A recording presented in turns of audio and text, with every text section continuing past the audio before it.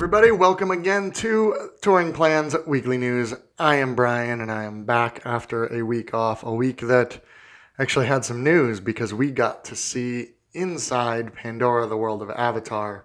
That is going to be coming up a little later, just in case anybody that is going this summer doesn't really want to be spoiled on what Pandora looks like, and it does look very impressive.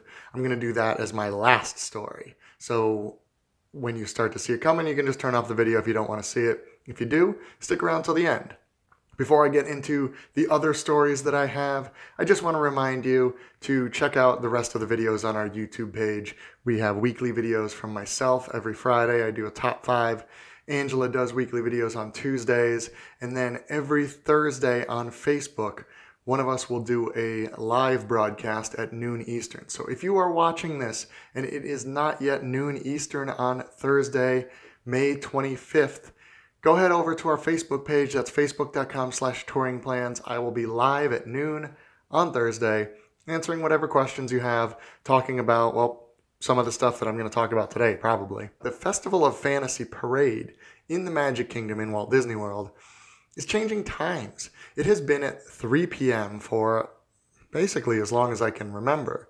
I mean, there are shirts and everything joking about what time is the 3 o'clock parade, because the story is that's a question the cast members get a lot.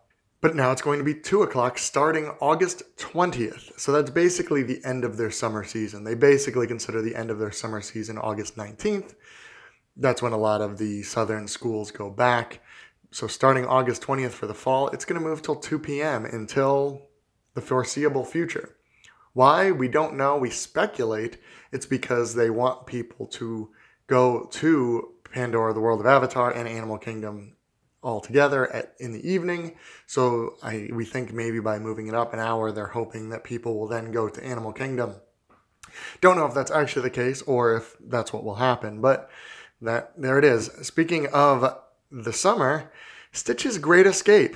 That thing is still hanging around. We've heard for years that there was a replacement attraction going in there. Friend of the show, Jim Hill, has said many times on his Unofficial Guide Disney Dish podcast with my friend and boss Len Testa that a Wreck-It Ralph attraction has been slated for in there for a while, and with the second Wreck-It Ralph movie coming out, now seems like the right time, right?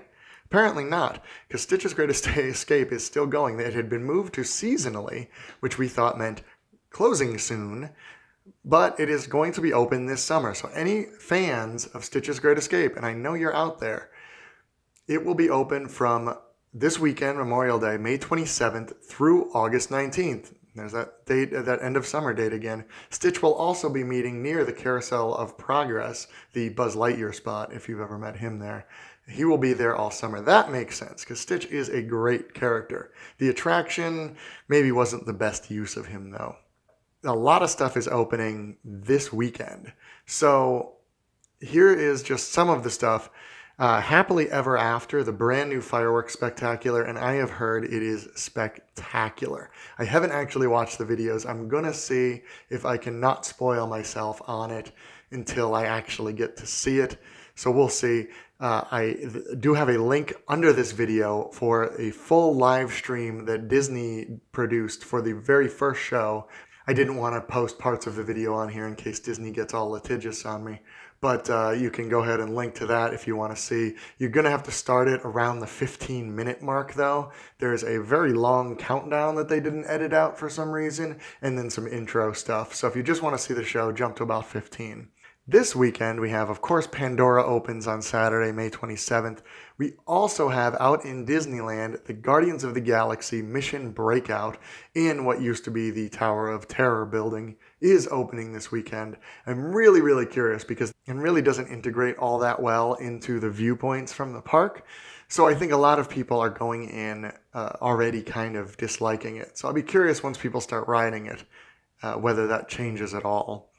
And then tomorrow, May 25th, is the opening day of Volcano Bay over at Universal Studios, their water park / third theme park. We've been hearing some whispers that maybe not all the slides are going to make it open this weekend. Either way, Some of it will be open. The press event is sometime in the next few days. I don't remember. So we'll start seeing lots of pictures.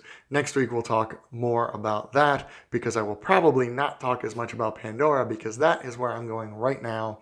All the annual pass previews, all the cast member previews for Pandora, the World of Avatar, were last week. We had lots of people from Touring Plans in there, and it looks beautiful. As I'm talking, I will be showing you all these great videos of the land. I mean, the waterfalls, the trees.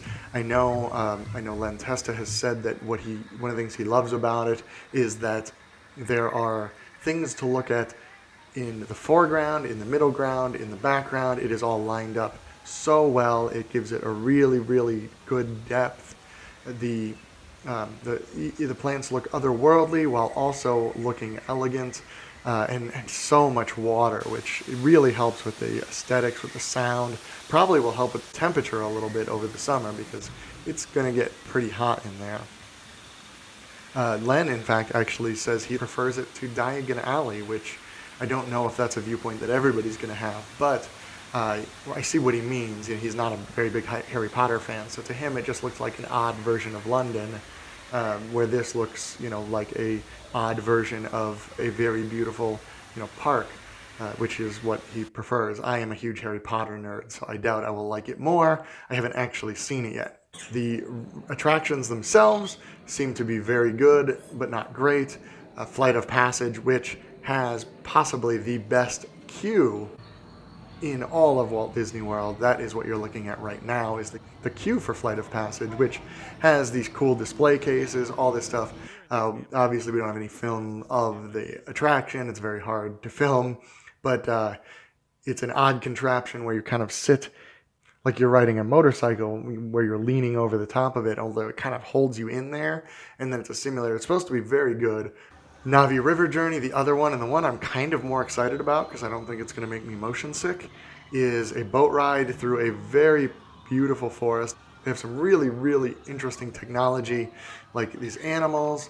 I've heard a lot of great things about these, the animals that jump on the leaves, and the leaves actually bounce.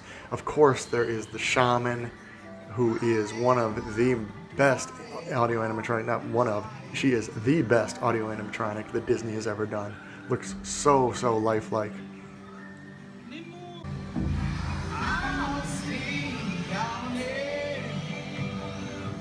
That is my short preview of Pandora. You're going to see a lot. You check out touringplans.com.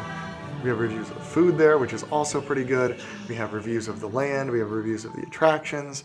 Over the summer, we are going to have a lot more stuff about Pandora.